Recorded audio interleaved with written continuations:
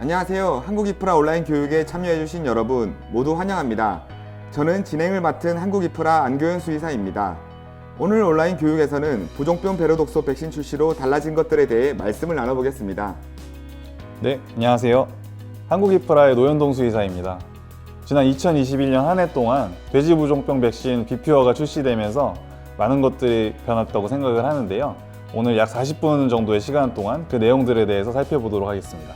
그럼 본격적으로 온라인 교육을 시작하겠습니다.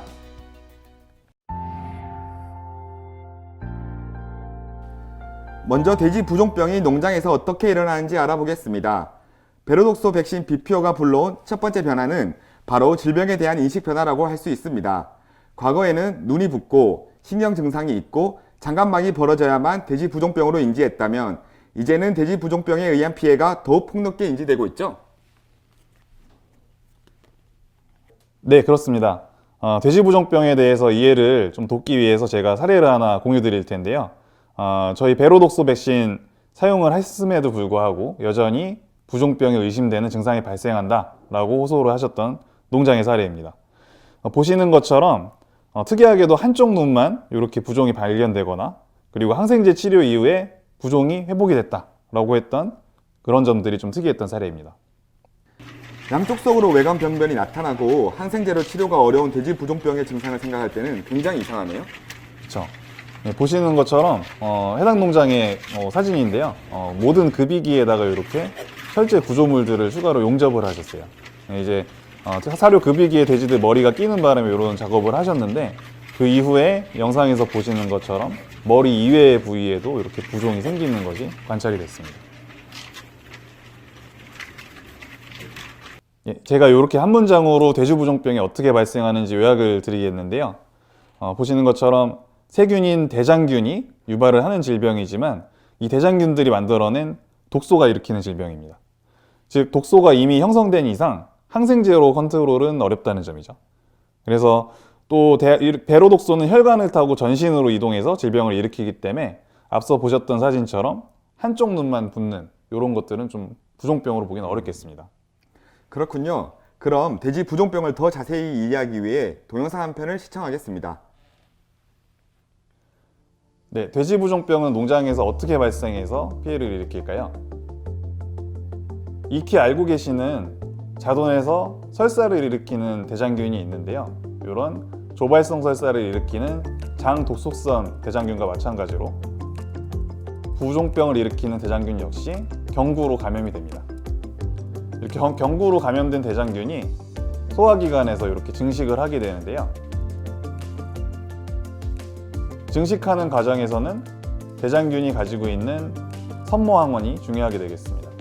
선모항원을 이용해서 소장의 장 상피에 부착을 하고 이후에 증식 과정을 거쳐서 병증을 일으킬 수 있는 독소를 생성을 합니다. 설사를 일으키는 장 독소성 대장균과 큰 차이점은요. 설사를 일으키는 독소들은 장 내강에 머무르는 반면 이 배로독소들은 장 내강에서 혈관으로 흡수가 되겠습니다. 혈관은 잘 아시는 것처럼 돼지의 몸 전체에 퍼져 있기 때문에 이렇게 혈액으로 흡수된 독소가 돼지의 전신으로 가서 영향을 미치게 되는 것이죠. 그래서 흔히들 가장 많이 알고 계시는 형태의 부종병이 이렇게 신경 증상이 나타나거나 안면부가 붓거나 이런 형태의 부종병이실 것 같아요. 그리고 이렇게 임상 증상이 뚜렷하게 나타났던 개체가 일부 회복되는 것을 저희가 만성형 부종병이라고 하고요. 회복되지 않는 성장 정체가 특징입니다. 또 뚜렷한 임상 증상이 없이 피해를 일으키는 비임상형 부종병에 대해서 저희가 주목을 해야 될 텐데요. 이렇게 성장 정체가 생기는 개체들이 늘어나면서 전체적인 층어리가 형성이 되고 돼지가 전반적으로 성장이 되지 않는 질병이 되겠습니다. 그래서 돼지 부종병의 다양한 양상에 대해서 저희가 한번 살펴봐야 될 것 같아요.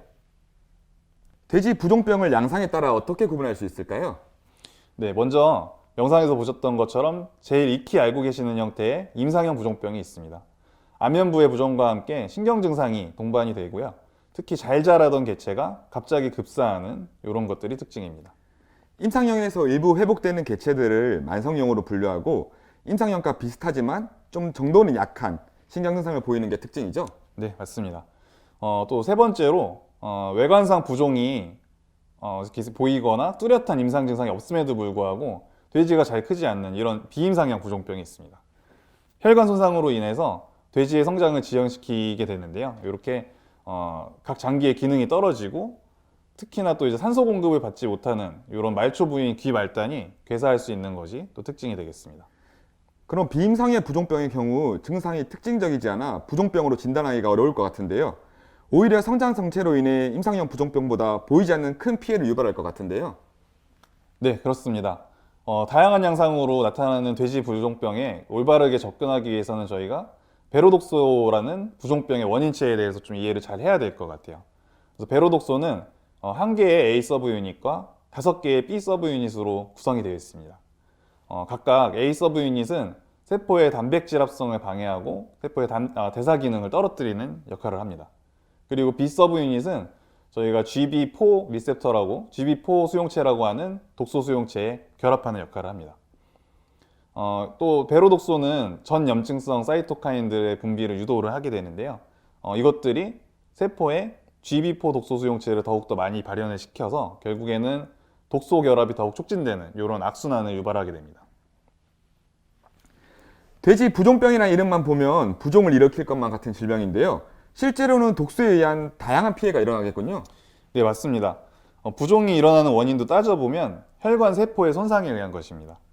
혈관은 왼쪽의 모식도처럼 이렇게 고무 호스 형태가 아니라 오른쪽의 그림에 표현된 것처럼 혈관도 하나하나의 혈관 세포들로 구성이 되어 있습니다. 즉 베로독소에 의해 혈관 세포가 손상이 되고 그 틈으로 조직액이 빠져나오는 것이 잘 아시는 부종병변으로 관찰이 되는 거죠. 혈구 세포가 빠져나올 정도로 손상이 심할 경우에는 충혈이나 출혈까지도 진행이 될 수가 있습니다. 그럼 혈관이 많이 발달하거나 GB4 수용체가 많은 기간일수록 베로독소에 의한 피해가 클 것 같은데요. 네, 베로독소의 독성 기전은 퇴행성 혈관병증 유발이라고 요약을 할 수가 있습니다. 그럼 어떤 장기들이 많은 영향을 받게 되는지 살펴보겠습니다. 독일 연구팀에서는 이유자돈의 25개 장기 중에 과연 어느 곳에서 GB4 수용체가 많이 발현이 되는지 분석을 해봤는데요. 수용체가 많이 발현된 부위는 회장, 신장의 신우, 전혈 등이었습니다. 눈꺼풀이 퉁퉁 붓는 것을 부종병의 대표 증상으로 이야기하는데 안검의 수용체 발현량은 고작 15위밖에 안 되네요. 그렇죠. 그리고 신경 증상 역시도 대표 증상으로 많이들 생각을 하고 계시는데 사실 신경 조직 자체의 GB4 수용체 발현량은 적고요. 수용체가 많아서가 아니라 뇌혈관 장벽의 혈관 손상에 의해서 신경 증상이 생기는 것으로 이렇게 이해를 해주셔야 됩니다. 이제 베로독소에 의한 돼지 부종병이 그동안 알려졌던 대표 증상뿐만 아니라 사진처럼 위축, 성장 정체, 말단부 괴사까지 일으키는 것으로 이해가 되는군요. 그렇죠. 그리고 이렇게 겉보기 임상 증상이 있느냐 없느냐랑 관계없이 부검 병변 역시도 사진을 보시는 것처럼 다양한 양상으로 나타날 수가 있습니다. 부종병에서만 나타나는 병변이 아닌 것들도 있거든요. 그렇기 때문에 이런 비특이적인 병변의 원인체로 베로독소도 역시 이제 같이 염두에 두고 생각을 하셔야 됩니다. 돼지 부종병 감염 돼지의 MRI를 촬영한 이런 흥미로운 결과가 있어서 한번 소개를 드리겠습니다. 해당 돼지는 안면부나 장갑막 부종 등 이제 유관병변이 딱 뚜렷하게 없는 그런 개체였거든요. 그럼에도 불구하고 다양한 신경병변이 나타나서 폐사에 이른 그런 케이스입니다. 돼지 부종병을 바라보는 시각이 과거에 비해 확대되어야 한다는 것을 잘 보여주는 논문 결과이군요. 베로독소 백신 BPO의 출시로 돼지 부종병의 원인체인 베로독소와 질병에 대해 더 잘 이해하게 되었군요. 베로독소에 대해 더 알아보며 질병에 대한 이해를 넓혀보겠습니다. 베로독소는 돼지에 얼마나 치명적인가요? 네, 만약에 저희가 순수하게 정제된 베로독소를 돼지한테 정맥에 투여를 하게 되면 진짜 극소량만으로도 부종병이 일어날 수가 있습니다. 하지만 만약에 소화기로, 경구로 독소를 투여했다고 하면 고용량의 독소를 집어넣어도 증상이 나타나지가 않거든요. 독소 단일로만 이제 집어넣게 되면 증상이 안 나타나는데 이를 통해서 우리가 돼지부종병의 증상 발현에는 베로독소가 장 내강에서 혈관으로 흡수되는 과정이 굉장히 중요하다는 걸 알 수가 있어요. 또 하나 사례는 뭐냐면 신생자돈의 경우에 모체 영양체를 흡수하기 위해서 장상피에 치밀결합이 살짝 열려 있는 상태죠. 그 상태에서는 또 부종병 감염이 될 수가 있거든요. 그래서 돼지부종병을 생후 20일령 전후에 이제 발생을 한다라고 하지만 이렇게 장애 조건이 단백질이 투과할 수 있는 상황이 되면 언제든지 또 일어날 수 있다. 이렇게 얘기를 할 수가 있습니다. 참고로 돼지부종병 대장균의 부착인자로 저희가 F18 내지는 아이다 같은 부착인자들을 얘기를 하는데 이런 인자들 뿐만 아니라 사료가 변화하는 조건 그리고 항생제 처치로 인해서 장내 정상세균총의 비율이 변했다라는 상황들 역시도 이렇게 배로독소에 장벽 통과하는 그리고 흡수가 많이 되는 이런 상황들을 촉진을 할 수가 있습니다. 그럼 돼지 부종병이 설사를 유발할 수 있나요? 재밌는 질문인데요. 일단 동물 간의 차이도 한번 보면 이해가 쉬우실 것 같아요. 토끼의 경우에도 배로독소의 영향을 받는데 다만 흡수되는 과정에서 토끼는 장세포가 실제로 손상이 일어나거든요. 하지만 돼지는 그렇지는 않습니다. 즉 돼지 부종병이 돼지의 설사를 직접적으로 유발하지는 않고요. 그거보다는 소화기관에 미치는 혈관들이 손상이 되고 이로 인해서 소화 흡수율이 떨어지고 이렇게 장내 삼투압이 높아진 상태에서 설사가 발생하는 간접적인 작용을 한다. 이렇게 말씀을 드릴 수가 있겠습니다. 배로독소와 설사의 직접적인 연관성이 없음에도 불구하고 사실은 백신 적용 이후에 설사가 개선되는 효과들이 보시는 영상에서처럼 다수의 농장에서 확인이 되고 있습니다. 지금 현재 많은 농장들에서 조발성 설사를 예방하기 위해 대장균 백신들을 많이 적용하고 있는데요. 돼지 부종병을 이런 일반 대장균 백신으로 방어할 수가 있을까요? 아닙니다. 이제 장독소성 대장균과 배로독소 생성 대장균의 차이를 저희가 좀 알아야 될 텐데요. 일단 가장 큰 차이는 대장균의 선모항원이에요. 장독소성 대장균 같은 경우에는 F4, F5, F6 같은 그리고 이런 이제 선모항원을 이용해서 장 상피에 부착을 하고 증식해서 설사를 유발하는 대장균이 되겠습니다. 반면에 배로독소 생성 대장균 같은 경우에는 F18 선모항원을 발현을 하죠. 그리고 두 번째 차이는 독소의 혈관 흡수 여부입니다. 장 독소성 대장균 같은 경우에는 독소들이 장 내강에 머물면서 설사를 유발하게 되지만 배로독소는 장 안에서 혈관으로 흡수가 되죠. 그 이후에 전신세포의 단백질 합성을 저해하는 그런 작용을 합니다. 즉 같은 대장균이 일으키는 질병이라고 생각해서 오해들을 하실 수가 있지만 결국에는 생성하는 독소가 다르고 그리고 독소와 병리 기전이 다르기 때문에 각각의 다른 백신으로 예방해야 된다라고 말씀을 드릴 수 있습니다. 유럽에는 F18 선모항원이 포함된 모돈 백신도 출시되어 있다는데요. 이것으로 자돈의 부종병을 예방할 수 있을까요? 네, 오른쪽에 보시는 표처럼 돼지 부종병을 일으키는 배로독소 생성 대장균은 F18 선모항원을 만들기도 하고 안 만들기도 합니다. 선모항원은 이제 균의 증식에 관여하는 건 맞죠.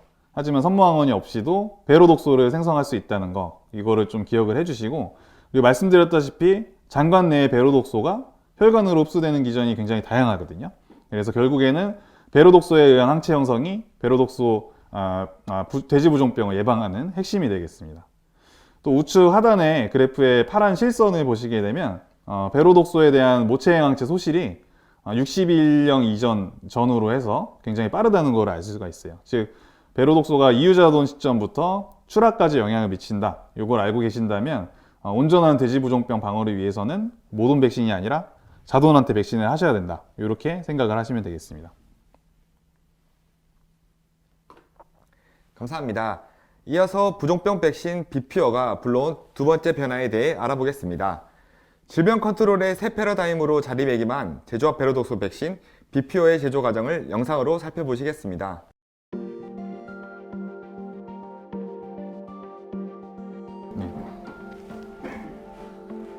네, 고순도 정제 백신 비퓨어의 제조 과정에 대해서 말씀드리겠습니다.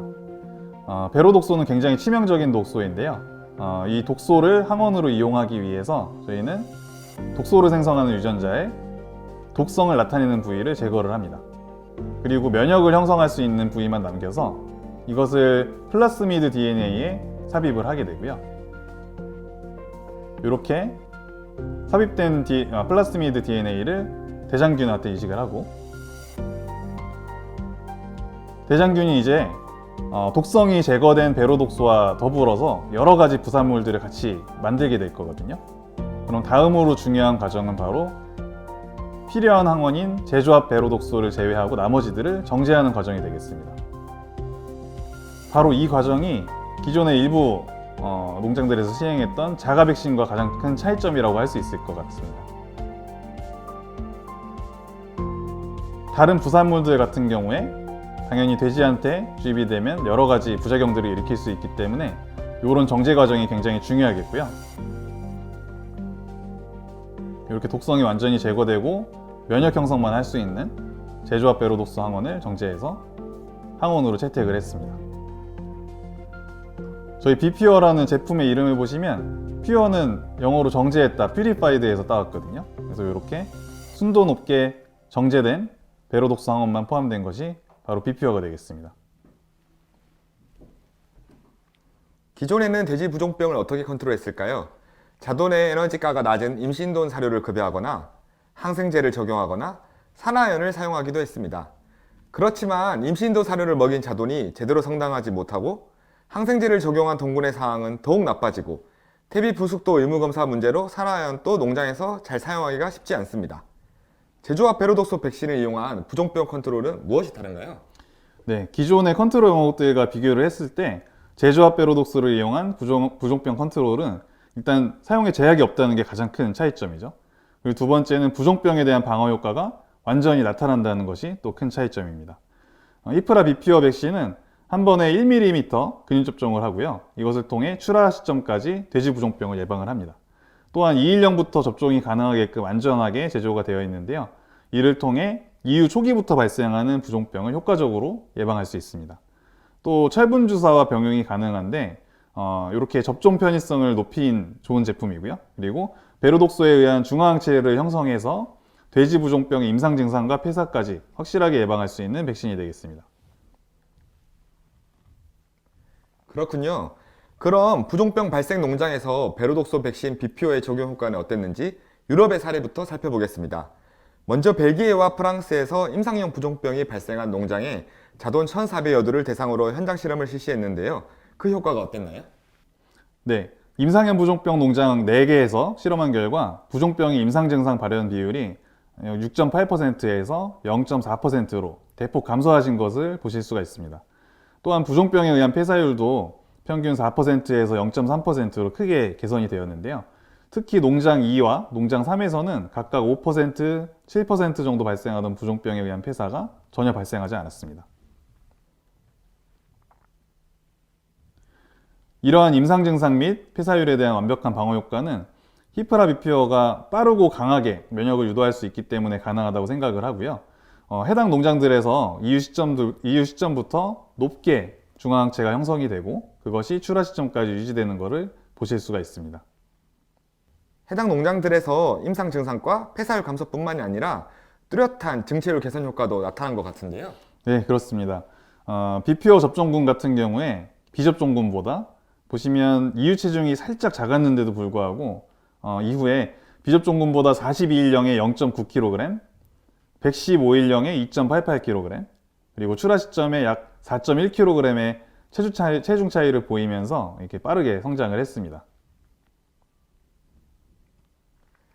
말 그대로 대박을 노릴 수 있을 것 같은 백신인데요.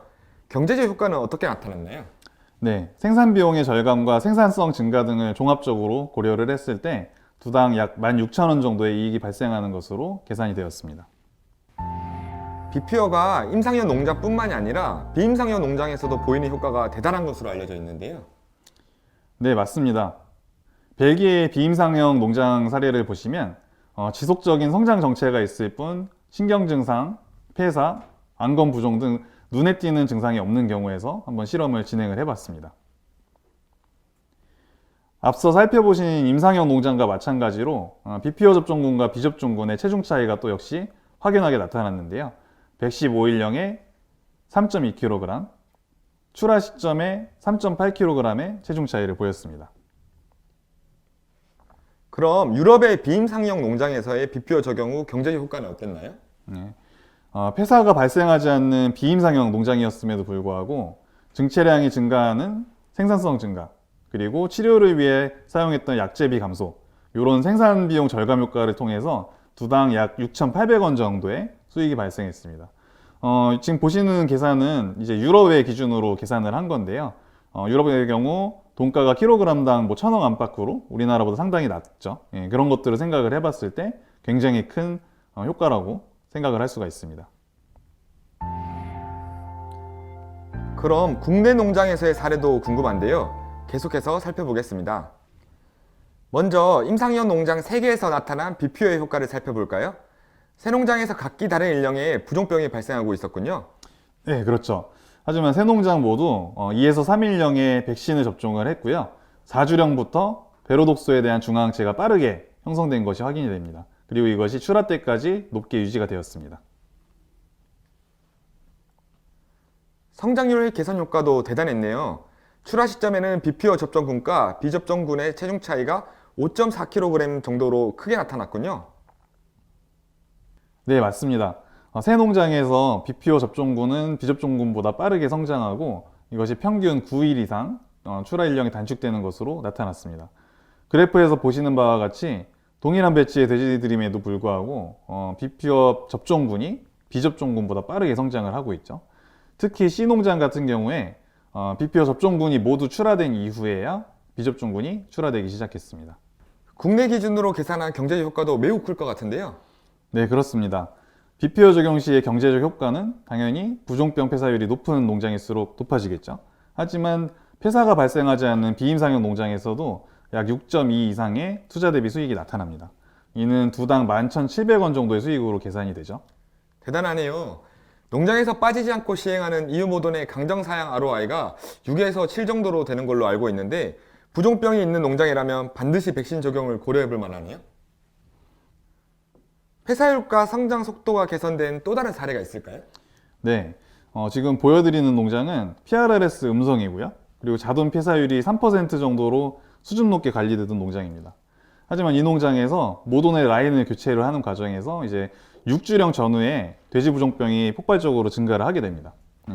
이후에 담당 수의사분이 항생제 적용을 했음에도 불구하고 계속적으로 폐사가 발생을 해서 결국 3일령의 비피어 백신 접종을 결정하게 된 케이스입니다. 그리고 결과도 보시는 것처럼 매우 드라마틱하게 나왔는데요. 돼지 부종병 발생으로 평균 21.9%로 높아졌던 도폐사율이 비피어 백신 적용 이후에 5.4%로 줄어들었습니다. 또한 71령 전후의 자돈 전출 체중이 27.4kg에서 부종병 발생 이전인 30.3kg으로 회복되었습니다. 혹시 비임상형 부종병에 대한 국내 사례는 없을까요? 네, 제가 귀개사와 관련된 재미있는 사례를 하나 소개해 드리겠습니다. 이건 한 종돈장의 사진인데요.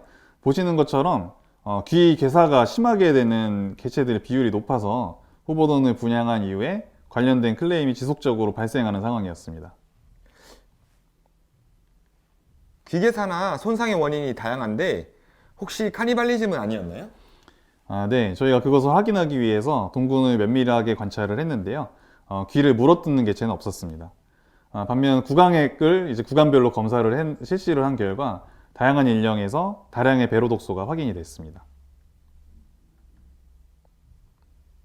베로독소는 혈관 손상으로 귀 끝과 같이 이제 말단 부위에 산소 공급을 저해시켜서 괴사를 일으킬 수가 있습니다. 재미있네요. 해당 농장에서 귀개사에 대한 백신의 효과는 어떻게 확인하셨나요? 네. 귀개사에 대한 클레임이 많다 보니까 본 종동장은 이제 귀 손상 정도에 따라서 자체적인 등급을 이제 매기기 시작을 했거든요. 그래서 비피어 백신 적용 전후에 각 돼지들의 괴사 점수를 채점을 해보았습니다. 네. 그래서 왼쪽 그래프의 주황색 막대로 보시는 것이 백신 적용 이후의 결과이거든요.